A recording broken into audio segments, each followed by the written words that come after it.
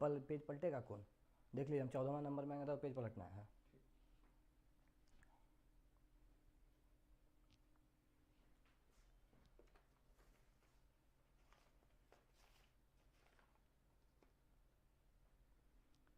Good afternoon बच्चों, जैसा कि आप देख पा रहे हैं हमारे पास टॉपिक लिखा हुआ है एटॉमिक स्ट्रक्चर। ये एटॉमिक स्ट्रक्चर है 11th क्लास का सबसे बेसिक टॉपिक। पर आप मेरी बात माने कि ये टॉपिक सिर्फ 11th के लिए नहीं है। आप 11th में भी पढ़ते हैं, 12th के फिजिक्स में भी जाके पढ़ते हैं, जेई एडवांस में भी आपके एग्जाम में यहाँ से अच्छे खासे क्वेश्चंस रहते हैं, नीट में रहता है। और सबसे इंपॉर्टेंट बात कि जब आप +2 करके बीएससी में जाते हो तो बीएससी के फर्स्ट ईयर के इनऑर्गेनिक केमिस्ट्री में आपको एटॉमिक स्ट्रक्चर मिलता है। यहाँ मैंने लेक्चर 0 लिख रखा है। लेक्चर 0 इसलिए क्योंकि इस लेक्चर में मैं केवल आपको चैप्टर का इंट्रोडक्शन दूंगा, ये बताऊंगा कि चैप्टर में पढ़ना क्या है, किस सीक्वेंस में पढ़ना है। और नेक्स्ट क्लासेस से हम एक एक टॉपिक जिस सीक्वेंस में मैं आज यहाँ लिखूंगा उसी सीक्वेंस में हम लोग एक एक करके इस टॉपिक को, इस चैप्टर को एक एक टॉपिक में डिटेल में जाके सीखते जाएंगे, साथ ही साथ क्वेश्चन भी प्रैक्टिस करते जाएंगे। तो चलिए हम लोग स्टार्ट करते हैं। मैं नेक्स्ट स्लाइड में जाता हूँ। तो सबसे पहला चीज़ जो यहाँ हम करेंगे वो होगा आपका, सबसे पहले हम जो सीखेंगे वो होगा आपका बेसिक इंट्रोडक्शन। ओके, तो सबसे पहला हो जाएगा आपका बेसिक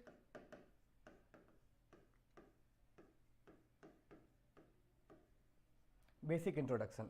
और बेसिक इंट्रोडक्शन में बहुत बातें आपसे नहीं करूंगा क्योंकि आप समझ पा रहे हैं कि जैसे जैसे हम चैप्टर पढ़ेंगे हमारे पास एक एक टॉपिक्स आते जाएंगे और चीज़ें क्लियर होती जाएंगी। बस इसके इंट्रोडक्शन में मैं एक बात बोलूँगा कि ये एक ऐसा चैप्टर है जिसमें आप जिस भी थ्योरी को पढ़ेंगे, जिस भी टॉपिक को समझेंगे, आप मेरी बात माने, आप पढ़ेंगे तो आपको पता चलेगा कि एक के बाद एक केवल इसमें नोबेल लॉरिएट्स हैं।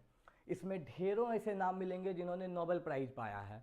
तो आप इस हिसाब से समझ सकते हैं कि ये चैप्टर आपके लिए कितना इंपॉर्टेंट है, कितने नोबेल लॉरिएट्स ने इस पर काम किया है। तो सबसे पहले आपका बेसिक इंट्रोडक्शन हो जाएगा। और इंट्रोडक्शन में मैं एक और बात ऐड करता चलूँ, ये चैप्टर आप जितनी अच्छे से सीखेंगे, आने वाले चैप्टर्स चाहे वो केमिकल बॉन्डिंग हो, पीरियोडिक टेबल हो, या फिर वो आपका मेन ग्रुप केमिस्ट्री हो, या जो भी चैप्टर्स आगे आप पढ़ेंगे, यहाँ का सीखा हुआ कॉन्सेप्ट आप एज इट इज इस्तेमाल कर पाएंगे। तो सेकेंड टॉपिक जो मैं आपको पढ़ाऊंगा वो होगा fundamental particles. Okay, second topic आपका हो जाएगा क्या? Fundamental particles. तो फंडामेंटल पार्टिकल्स के अंदर हम लोग क्या क्या देखेंगे? पहली चीज देखेंगे फंडामेंटल पार्टिकल्स के अंदर इलेक्ट्रॉन। दूसरी चीज देखेंगे क्या? Obviously proton. और तीसरी चीज जो हम लोग देखेंगे वो होगा न्यूट्रॉन। इनके बारे में हम लोग देखेंगे क्या? सबसे पहले तो हम लोग क्या देखेंगे, इसकी डिस्कवरी को समझेंगे, जो आप 9th क्लास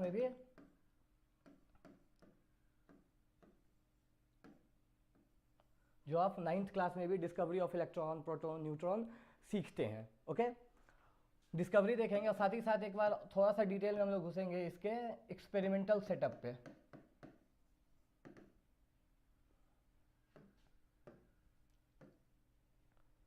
साथ ही साथ हम लोग इसका क्या देखेंगे, एक्सपेरिमेंटल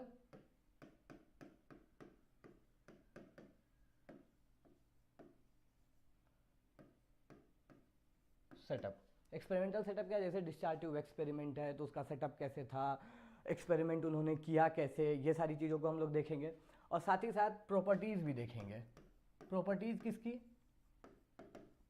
और आप साथ ही साथ ये टॉपिक्स नोट करते जाएं। इससे क्या होगा कि आपके कॉपी, आपके नोट्स के फर्स्ट पेज पे ये लिखा हुआ रहेगा कि टॉपिक क्या क्या है, तो उससे आप खुद से भी पढ़ के रेडी रह पाएंगे और मेरी बातों से बेहतर कनेक्ट कर पाएंगे। तो प्रॉपर्टीज़ हम लोग किसकी किसकी देखेंगे?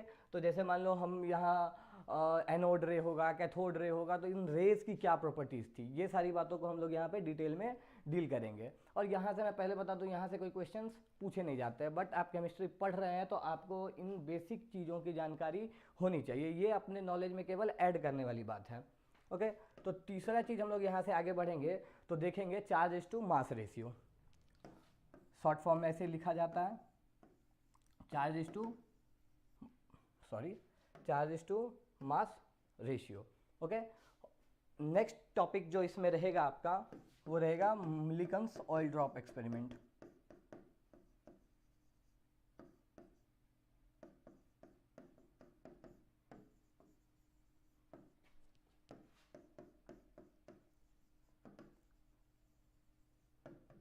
मिल्टन सॉल्ट ड्रॉप एक्सपेरिमेंट ये भी एग्जाम में नहीं पूछा जाता है, बट हमें जानना चाहिए, इंटरेस्टिंग चीज़ें हैं। सो नेक्स्ट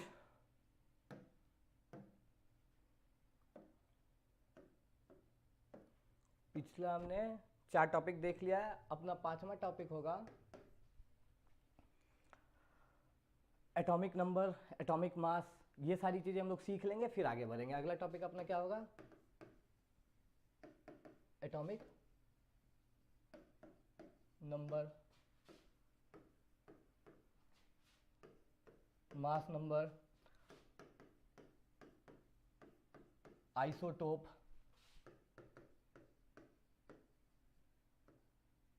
आइसोबार, आइसोटोन और आइसो इलेक्ट्रॉनिक स्पेसीज।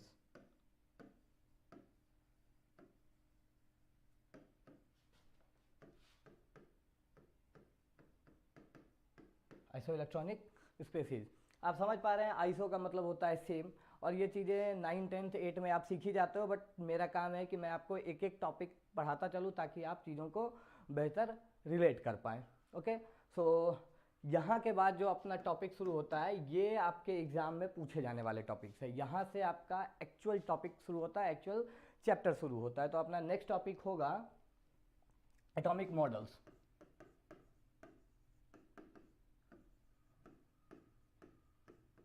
जैसा कि चैप्टर का ही नाम है एटॉमिक स्ट्रक्चर, तो आप बेहतर समझ पा रहे हैं कि हमें एटॉमिक मॉडल सीखने हैं। तो आइए मैं एटॉमिक मॉडल्स में आपको 2-3 नाम लिखवाता हूँ कि मैं कौन कौन सा मॉडल आपको पढ़ाऊँगा। तो एटॉमिक मॉडल के अंदर में सबसे पहला आ जाएगा क्या? थॉमसन मॉडल, जिसे आप प्लम पडिंग मॉडल भी कहते हैं।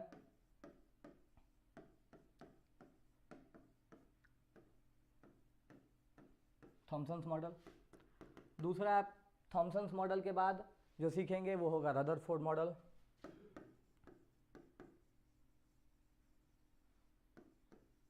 रदरफोर्ड्स। अभी मैं किसी मॉडल के डिटेल में नहीं जा रहा क्योंकि एक एक टॉपिक मुझे पढ़ानी ही है, तो एक एक टॉपिक के डिटेल में जाएंगे तो इसके रदरफोर्ड मॉडल्स के और भी 2-3 नाम हैं जो चर्चा में रहते हैं। हम लोग हर एक नाम को देखेंगे, एक्सपेरिमेंटल सेटअप देखेंगे, सारी चीज़ें देखेंगे। और तीसरी जो सबसे इंपॉर्टेंट है आपके एग्जाम के लिए, सबसे पहले तो मैं यही कह दूं कि ये जो 6 नंबर टॉपिक है ये आपका इंपॉर्टेंट है, आप इसे स्टार मार्क कर सकते हो। यहाँ से क्वेश्चंस आते हैं, इसके एप्लीकेशन भी इंपॉर्टेंट है। तो रदरफोर्ड थॉमसन मॉडल सीखेंगे, थॉमसन मॉडल के बाद हम लोग रदरफोर्ड मॉडल सीखेंगे, और रदरफोर्ड मॉडल के बाद हम लोग घुसेंगे बोर्स मॉडल में। आपके सिलेबस में जितने भी मॉडल्स हैं उसमें से सबसे एडवांस मॉडल आपका क्या है? बोर्स मॉडल है। और बोर्स मॉडल के बहुत सारे एप्लीकेशन हैं, और सारे एप्लीकेशन को हम लोग एक एक करके अच्छे से सीखते जाएंगे। और सिर्फ बोर्स मॉडल का ही क्यों, मैं बता दूं यहीं पे आपको कि ये जो अपने जितने भी मॉडल्स, मैंने यहाँ 3 मॉडल्स लिखे हैं, हम लोग तीनों मॉडल का सबसे पहले क्या सीखेंगे? पोस्टुलेट सीखेंगे। हम लोग पोस्टुलेट देखेंगे। पोस्टुलेट देखने के बाद हम लोग क्या देखेंगे? पोस्टुलेट या किसी बुक्स में एजम्पशन भी लिखा हुआ रहता है, तो उसके लिए घबराना नहीं है। उसके बाद हम लोग इसका एक्सपेरिमेंटल सेटअप देखेंगे। इसके बाद हम लोग इसका एक्सपेरिमेंटल सेटअप देखेंगे। एक्सपेरिमेंटल सेटअप मतलब क्या कि इन्होंने एक्सपेरिमेंट किया कैसे, इन्होंने काम क्या किया। कुछ ना कुछ तो कंक्लूजन पे पहुंचे, लेकिन वो कंक्लूजन तक वो पहुंचे कैसे, उन्होंने काम क्या किया, किस तरह का सेटअप किया, किन चीज़ों का इस्तेमाल किया, और वही चीज़ें क्यों इस्तेमाल की, इस तरह के गहराई में हम लोग उतरेंगे।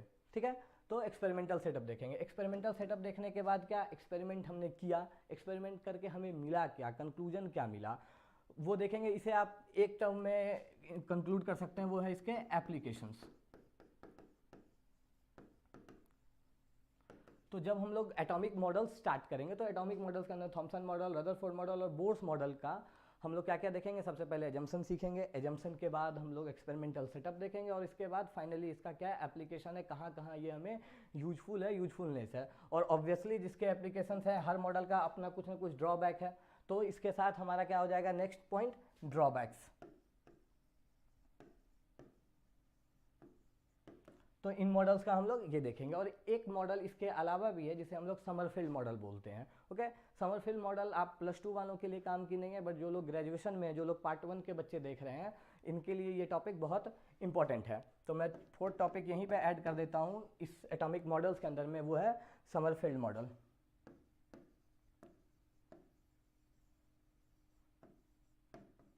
समरफेल्ड्स मॉडल।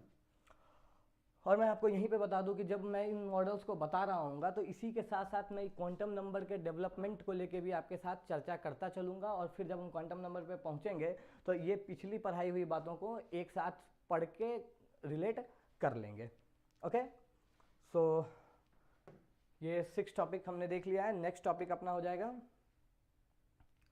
7th नंबर टॉपिक, और अपना 7 टॉपिक होगा क्या, इमिशन एंड एब्जॉर्प्शन स्पेक्ट्रा। आप बुक्स देखेंगे, एनसीईआरटी देखेंगे, जो भी बुक्स पढ़ेंगे, आपको बोर्स थ्योरी से पहले emission spectra, absorption spectra, photo electric effect, ये सारी चीज़ें पहले पढ़ा दी जाती है। पर मैं एटॉमिक मॉडल्स के अंदर में सारे मॉडल्स आपको एक साथ पढ़ा दूंगा। उसके बाद पिछली चीज़ें, यानी कि रदरफोर्ड मॉडल के बाद बोर्स मॉडल तक पहुंचने के लिए जो बीच की कुछ चीज़ें हुई, उन चीज़ों को मैं बोर्स मॉडल पढ़ाने के बाद पढ़ाऊंगा, क्योंकि मेरा मानना है आप वैसे में बेहतर कनेक्ट कर पाएंगे। तो अगला टॉपिक अपना हो जाएगा क्या, emission and absorption spectra. Emission and absorption spectra. Okay, emission and absorption spectra पढ़ाने के बाद मैं आपको साथ ही साथ डील कर दूंगा क्या, हाइड्रोजन स्पेक्ट्रम। इसी का पार्ट है, समझा दूंगा। Hydrogen spectrum.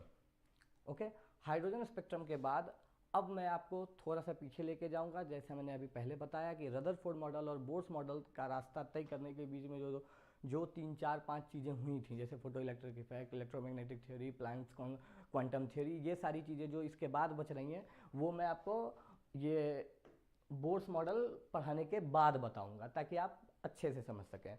ओके, तो अगला टॉपिक अपना क्या होने वाला है, आप समझ पा रहे होंगे। अगला टॉपिक अपना होने वाला है इलेक्ट्रोमैग्नेटिक वेव थ्योरी। मैं इसे शॉर्ट फॉर्म में लिख देता हूँ, electromagnetic wave theory. Okay, electromagnetic wave theory, और साथ ही साथ इसके लिमिटेशंस को भी देख लेंगे, and it's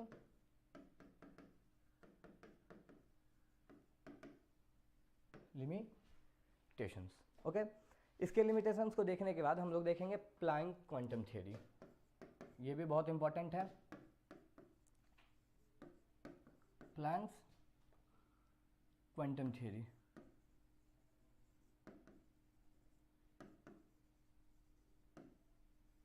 planks quantum theory के अंदर में हम लोग क्या क्या पढ़ेंगे, तो एक ब्लैक बॉडी रेडिएशन देख लेंगे और एक फोटो इलेक्ट्रिक इफेक्ट देख लेंगे। ओके, तो पहला इसमें हो गया ब्लैक बॉडी रेडिएशन, और दूसरा टॉपिक इसके अंदर हो जाएगा अपना फोटो इलेक्ट्रिक इफेक्ट। ओके, मैंने शॉर्ट फॉर्म में लिख दिया, ठीक है। ये सारे टॉपिक्स होने के बाद अपना जो नेक्स्ट टॉपिक होने वाला है, टॉपिक नंबर 11। तो अपना 11th टॉपिक जो होगा वो होगा dual nature of electromagnetic radiation. Okay, तो अगला टॉपिक क्या होने वाला है, dual nature of electromagnetic radiations. ठीक है, इलेक्ट्रोमैग्नेटिक रेडिएशन का हम लोग डुअल नेचर देखेंगे। डुअल नेचर से अपना मतलब बहुत साफ है, पार्टिकल नेचर और वेव नेचर। ओके, ठीक है। इसके बाद अपना नेक्स्ट टॉपिक होने वाला है डी ब्रॉगली। बेसिकली हम लोग एक ही टॉपिक में देख सकते हैं, इसके लिए मुझे अलग टॉपिक बनाने की ज़रूरत नहीं है। ओके, तो इसी डुअल नेचर के अंदर हम लोग 2 बातें पढ़ लेंगे। ठीक है, एक पढ़ लेंगे क्या, de Broglie idea of matter wave. ठीक है, देखो अभी तक हम लोग इलेक्ट्रोमैग्नेटिक वेव की बात कर रहे थे, इससे आगे बढ़ेंगे हम लोग तो मैटर वेव की बात करेंगे। कोई नहीं, हम लोग नेक्स्ट टॉपिक ही देख लेते हैं। Okay,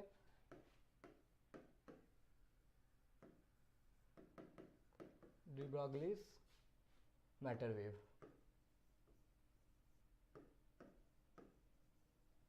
de Broglie matter wave के लिए हम लोग इक्वेशन भी डिराइव करेंगे, और साथ ही साथ इसके एक्सपेरिमेंटल सेटअप को भी देखेंगे, और साथ ही साथ देखेंगे कि डी ब्रॉगली का बेसिकली हाइपोथेसिस लिखा हुआ रहता है बुक में, तो उस हाइपोथेसिस को प्रूफ करने के लिए जो एक्सपेरिमेंट किया गया उसका नाम है डेविसन एंड जर्मर एक्सपेरिमेंट। तो हम लोग इसके साथ साथ क्या करेंगे, डेविसन एंड जर्मर्स एक्सपेरिमेंट को भी देखेंगे कि डी ब्रॉगली ने जो आइडिया दिया था, जो हाइपोथेसिस दिया था, जो उन्होंने थियोरेटिकली बताया था, उसको एक्सपेरिमेंटली प्रूव किया किसने? डेविसन ने और जर्मर ने। ओके, तो डेविसन और जर्मर ने जो इसे प्रूफ किया, तो वो जो मैथमेटिकल प्रूफ है, वो जो डेरिवेशन है, हम अब उसको भी देखेंगे और साथ ही साथ उसके वैल्यू को हम लोग अलग अलग तरह से प्रूफ करके भी देखेंगे। ओके, इसके बाद नेक्स्ट टॉपिक अपना होने वाला है हाइजेनबर्ग अनसर्टेनिटी प्रिंसिपल। और मैं आपको यहीं पे बता दूं कि de Broglie idea of matter wave और हाइजेनबर्ग अनसर्टेनिटी प्रिंसिपल, ये दो मेन ड्रॉबैक्स रहे थे किसके? इन दोनों ने, मतलब मेरे कहने का कि डी ब्रॉगली ने जो कहा और हाइजेनबर्ग ने जो अपना अनसर्टेनिटी प्रिंसिपल दिया, ये दो थियरीज या ये दो चीज़ें मेजर रीज़न बनी बोर्स के एटॉमिक थियरी को चैलेंज करने के लिए। ओके, तो अगला हम लोग क्या पढ़ेंगे? Heisenberg uncertainty principle. मैंने HUP शॉर्ट फॉर्म में लिख दिया है, आप इसे अपने कॉपी पे पूरा लिख लेना, हाइजेनबर्ग अनसर्टेनिटी प्रिंसिपल। ओके, इसके बाद हम लोग नेक्स्ट टॉपिक जो पढ़ने वाले हैं, यहाँ से चीज़ें थोड़ी सी और एडवांस हो जाएंगी। अब हम लोग नेक्स्ट टॉपिक क्या पढ़ेंगे? वेट, 14th नंबर टॉपिक जो अपना होने वाला है, 14 नंबर टॉपिक है अपना क्वांटम मैकेनिकल मॉडल। ओके, तो कहाँ होने वाला है? Quantum mechanical model. Okay, quantum mechanical model बहुत ही एडवांस चीज़ें हैं, यहाँ पे थोड़ी सी मैथमेटिक्स भी आएगी और जो +2 वाले हैं उन्हें बहुत ज़्यादा इसके लिए लोड नहीं लेना है। लेकिन जो ग्रेजुएशन वाले बच्चे हैं, जो पार्ट 1 वाले बच्चे हैं, उनका इनऑर्गेनिक केमिस्ट्री में एटॉमिक स्ट्रक्चर में जो चीज़ें हैं, आपको यहाँ पे इन चीज़ों को डेप्थ में पढ़ना है, क्योंकि यहीं से आपके क्वेश्चंस डिजाइन होते हैं। तो इसके अंदर सबसे पहला चीज़ जो हम लोग सीखेंगे वो होगा क्या? Schrodinger wave equation.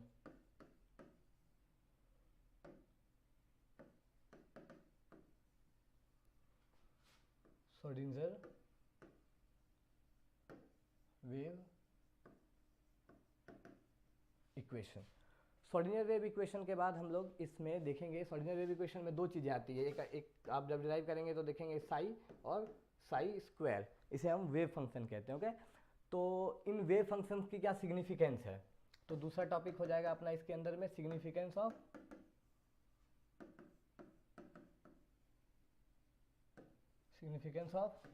Sai and Sai square. Sai क्या है? वेव फंक्शन है। ओके, ठीक है। थर्ड पॉइंट हो जाएगा इसमें इसके एप्लीकेशंस, यानी कि जब आप श्रोडिंगर वेव इक्वेशन में आप बेसिकली ड्राइव करके ये लाते हैं E psi equals to H psi. मैं इसके डिटेल में बाद में जाऊंगा जब उस टॉपिक पे जाऊंगा। ओके, लेकिन E psi equals to H psi जब आप डिराइव करेंगे तो इसके सॉल्यूशन से आगे का रास्ता खुलता है। जो आप पार्ट 2 और पार्ट 3 में चीज़ें सीखेंगे फिजिकल केमिस्ट्री में, वहाँ का रास्ता इसी E psi equals to H psi equation के सॉल्यूशन से निकलता है। तो बेसिकली मैं यहाँ एप्लीकेशन लिख दे रहा हूँ, लेकिन यहाँ पे आपको पढ़ने की जरूरत नहीं है। Applications of Schrodinger wave equation. Okay, इसके बाद अपना नेक्स्ट टॉपिक होगा, यहीं पे हम लोग सीखते चलेंगे concept of orbitals. Concept of orbitals, आपने 9-10 तक केवल ऑर्बिट के बारे में सुना होगा, पढ़ा होगा, जहाँ पे इलेक्ट्रॉन रिवॉल्व करता है, पर अब हम जाके ऑर्बिटल के बारे में सीखेंगे। ऑर्बिट के अंदर का वो पार्ट जहाँ इलेक्ट्रॉन पाए जाने की प्रोबेबिलिटी मैक्सिमम हो, ये सबसे बेसिक डेफिनेशन है, उसे ऑर्बिटल कहते हैं। तो हम लोग कंसेप्ट ऑफ ऑर्बिटल इस क्वांटम मैकेनिकल मॉडल से समझेंगे। कंसेप्ट ऑफ ऑर्बिटल के बाद जो अपना नेक्स्ट टॉपिक होगा, क्वांटम मैकेनिकल मॉडल के अंदर हम लोग इतनी सारी टॉपिक पढ़ेंगे। इसके बाद जो अपना नेक्स्ट टॉपिक होने वाला है 15th नंबर, वो होगा आपका quantum number.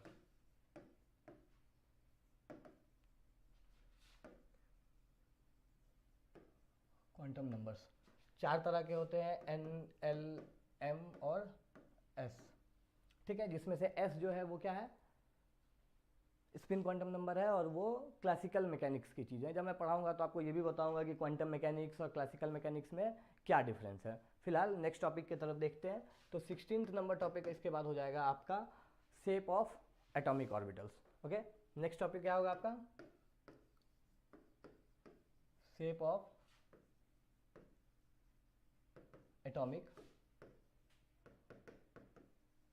Orbitals.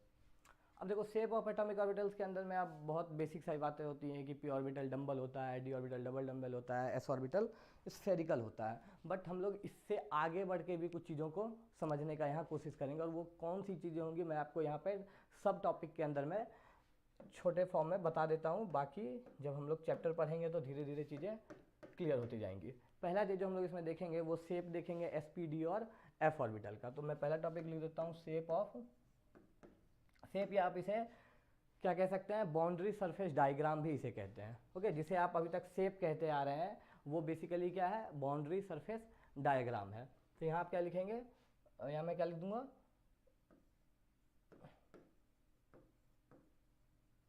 Boundary surface diagram है। तो शेप किसका किसका, shape of S P D and F orbitals. Okay, ठीक है। सेकेंड पॉइंट क्या होगा अपना इसमें कि हम लोग क्या करेंगे कि ऑर्बिटल्स को क्यूब के अंदर इमेजिन करके देखना सीखेंगे। ये बीएससी वाले बच्चों के लिए थोड़ा सा मार्क्स स्कोर करने का एक अच्छा तरीका होगा। तो हम लोग क्या करेंगे, imagination of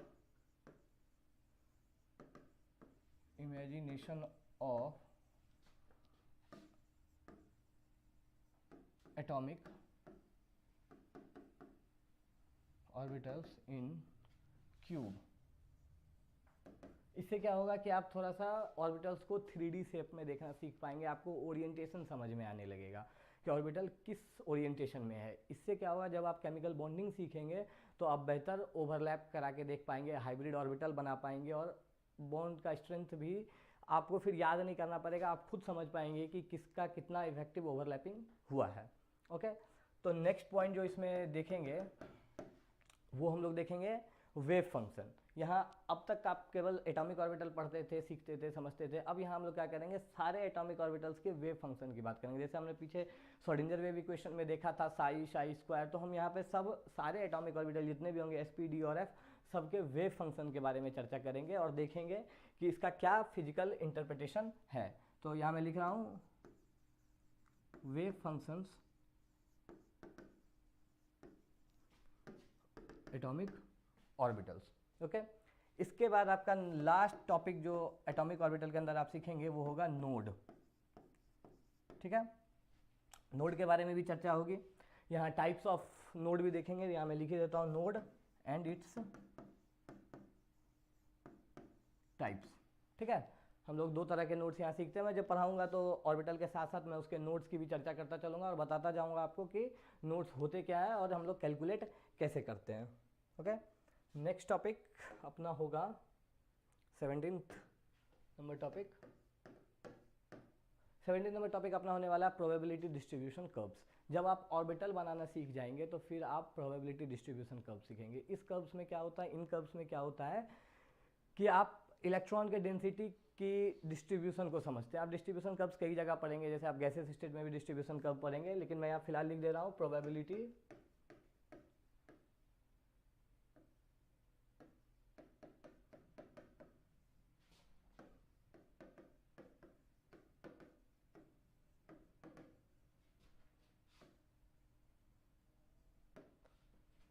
distribution curves. Okay, इसके बाद जो अगला टॉपिक अपना होगा 18th नंबर टॉपिक, वो होगा लास्ट पार्ट जो आपके एनसीईआरटी में दिया हुआ है, वो है electronic configuration. Okay, how to right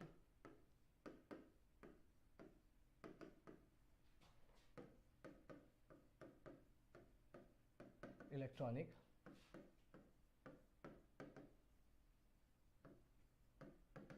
configuration.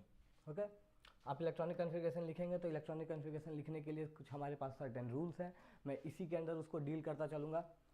ठीक है, पहला रूल अपना क्या हो जाएगा, पाउली एक्सक्लूजन प्रिंसिपल। पाउली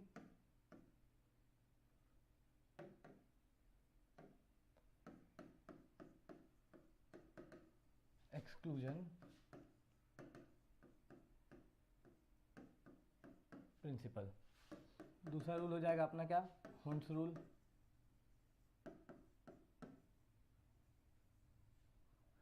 तीसरा हो जाएगा आउबाउ principal.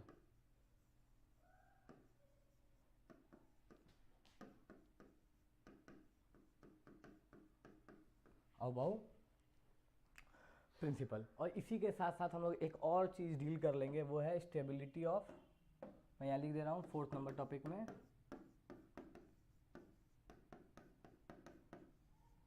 Stability off fully filled and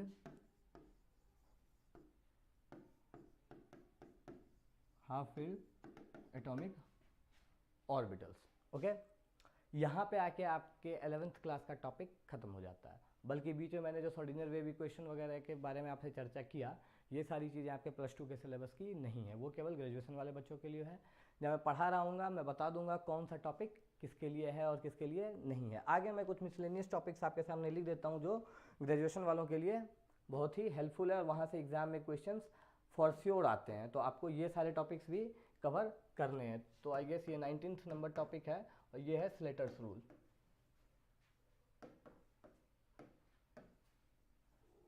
Slater's rule 20th number topic है Zeeman and Stark effect. Zeeman and Stark effect. हालांकि मैं ये दोनों टॉपिक आपको ये क्वांटम नंबर पढ़ाते समय ही कोशिश करूंगा कि आपके साथ डील कर दूं। और last topic 21st number topic जो आपके पास है वो है कॉम्पटन इफेक्ट।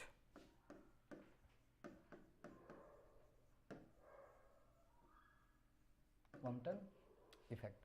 तो इस तरह से 21 टॉपिक हैं जो आपको एटॉमिक स्ट्रक्चर में पढ़ने हैं। मेरी बात फिर से ध्यान रखिएगा, ये एक ऐसा चैप्टर है जहाँ पे हर टॉपिक पे काम जिन्होंने किया है उन्होंने नोबेल प्राइज़ पाया है। तो आप बेहतर समझ सकते हैं कि ये टॉपिक हमारे लिए कितने इम्पोर्टेंस रखता होगा।